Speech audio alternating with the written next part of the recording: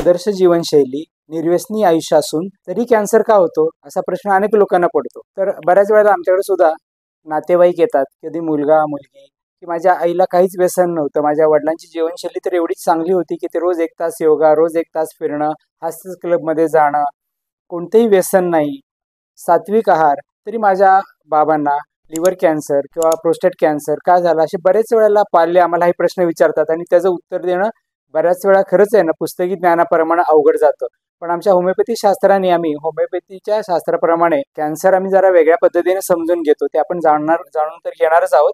पण ह्या पहिल्या प्रश्नाचं उत्तर मला असं द्यावंसं वाटेल, की सध्या वाढणारं पोल्युशन, म्हणजे जे सध्या हवेमध्ये पोल्युशन वाढतंय, पाण्यामध्ये पोल्युशन वाढतंय, त्याचबरोबर जमिनीचं जे पोल्युशन होतंय, म्हणजे आपण रासायनिक खते, वेगवेगळी कीटकनाशके, वेगळी तणनाशकं वापरून जे आपल्याला दूषित अन्न, पाणी आणि हवा मिळते, त्यापासून बरेचसे जेनेटिक म्युटेशन होऊन कॅन्सर सारख्या आजाराला निमंत्रण मिळतंय.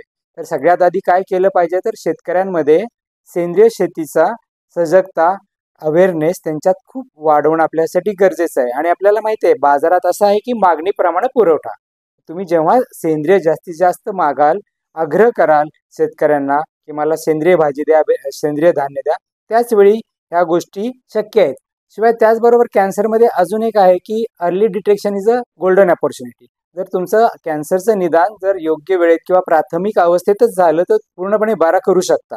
तर त्यासाठी काय केलं पाहिजे, तर साधारणतः एक स्त्रियांची नेहमी भारतात सापडणारे कॅन्सर म्हणजे स्तनाचा कॅन्सर, त्याचबरोबर गर्भाशयाचा मुखाचा म्हणजे सर्व्हिक्सचा कॅन्सर, त्याचबरोबर पुरुषांमध्ये सगळ्यात उशिरा सापडणारा कॅन्सर म्हणजे प्रोस्टेटचा कॅन्सर.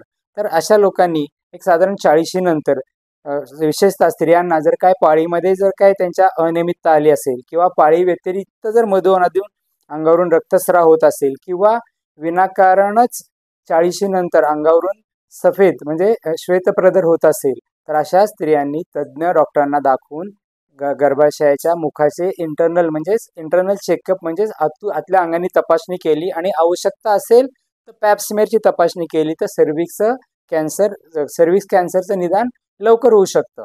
त्याचबरोबर अजून आपल्याकडे लपवला जाणारा कॅन्सर म्हणजे स्त्रियांमध्ये सापडणारा स्तनाचा म्हणजेच ब्रेस्ट कॅन्सर, की बऱ्याच वेळेला थोडं संकुचितपणे किंवा लाजेखातर स्त्रियांच्या स्तनांमध्ये ज्या गाठी असतात त्याकडे दुर्लक्ष केलं जातं.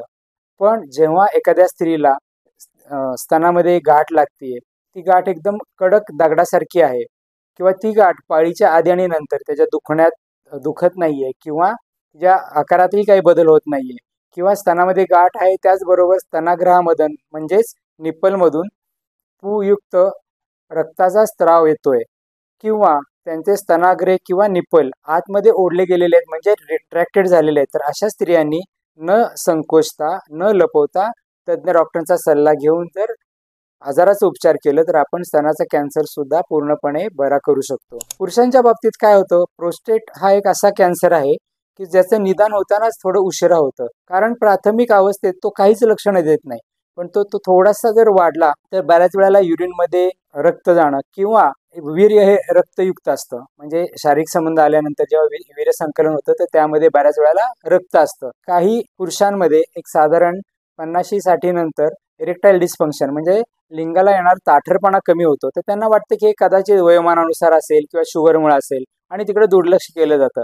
तर अशा लोकांनी सुद्धा एक 50 नंतर जर प्रत्येक पुरुषांनी PSA नावाची जी एक प्रोस्टेट स्पेसिफिक अँटीजन ही टेस्ट आहे रक्तामध्ये ती केली जाते, ती केली तर प्रोस्टेटचं पण निदान लवकर होऊ शकतं. तर आपण कॅन्सर हा जेवढा लवकर निदान करू त्याच्यावर आपण यशस्वीपणे उपचार करू शकतो. तसंच 40 नंतर स्त्रियांमध्ये सेल्फ ब्रेस्ट एक्झामिनेशन ट्रेनिंग आपल्याला यूट्यूबवर ते अवेलेबल आहे की स्वतःची स्तने कशी तपासावी ते करून घ्यावं. त्यानंतर 40 नंतर साधारण सर्व स्त्रियांनी आणि पुरुषांनी आपलं रुटीन चेकअप म्हणजे आपल्याला काहीही तक्रार नाहीये तरी 40 नंतर एक रुटीन हिमोग्लोबिन, शुगर, कॅल्शियम, पुरुषांमध्ये PSA, त्याचबरोबर स्त्रियांमध्ये आवश्यकता असेल तिथे इंटरनल चेकअप करून आवश्यकता असेल तर पॅप्समेअर ही तपासणी केली तर आपण आजाराचं निदान लवकर करू शकतो. त्याचबरोबर जेव्हा कॅन्सर ह्या आजाराचं निदान होतं त्यावेळी बऱ्याच वेळेला लोक घाबरतात. तसं खरं घाबरायचं काहीच कारण नसतं. म्हणजे कॅन्सर म्हणजे आयुष्याचा शेवट असं नाही, तर ही एक वॉर्निंग साईन असू शकते की तुम्ही तुमची जीवनशैली बदला. तर कॅन्सर म्हणजे काय, तर कॅन्सर ही एक आपल्या शरीरातल्या हेल्दी पेशींचीच, म्हणजे आपल्याला आवश्यक असणाऱ्या पेशींची जेव्हा अनियंत्रित वाढ किंवा असाधारण म्हणजे ॲबनॉर्मल वाढ होते, म्हणजे त्यांचं मल्टिप्लिकेशन होतं, त्यावेळी कुठल्याही अवयवाचा कॅन्सर चालू होतो.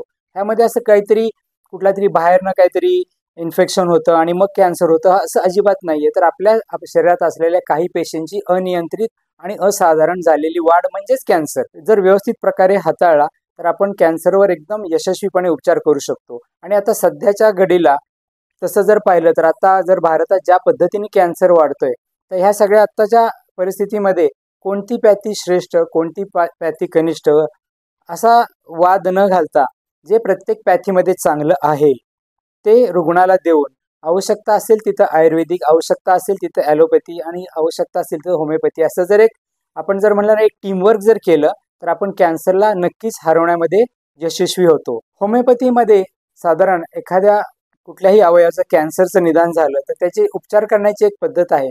जर तो प्राथमिक अवस्थेतच निदान झाला असेल तर होमिओपॅथीद्वारे आपण त्याला कॅन्सर पूर्ण बरं करण्याची औषधं देऊ शकतो.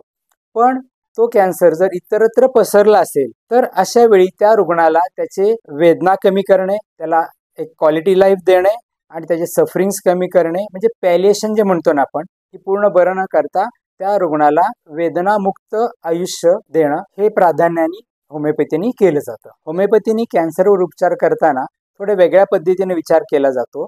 त्या रुग्णाची पूर्ण हिस्ट्री घेतली जाते, ज्यामध्ये त्याचा जन्म कसा झाला, तो कुठल्या वातावरणात लहानाचा मोठा झाला, त्याच्या आईवडिलांचे स्वभाव कसे होते, त्याचबरोबर त्याचा मूळचा स्वभाव कसा होता आणि ज्यावेळी त्याला कुठलाही कॅन्सर झालेला आहे त्यावेळी त्याच्या मनाची अवस्था काय होती, त्याच्या मनावर कोणते आघात झाले होते, त्याला कोणते ताणतणाव होते.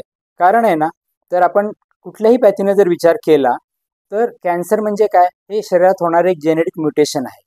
म्हणजेच काय, की आपल्या जनुकामध्ये होणारे बदल. तर हे केव्हा होतात, तर हे फक्त आणि फक्त आपल्या थॉट प्रोसेसवर असतात. म्हणजे जर आपण विचार केला तर आपलं मन आहे ना, शरीराचं इंजिन आहे आणि मग बाकीचे अवयव आहेत हे बाकीच्या रेल्वेच्या डब्याप्रमाणे त्याच्या मागे असतात.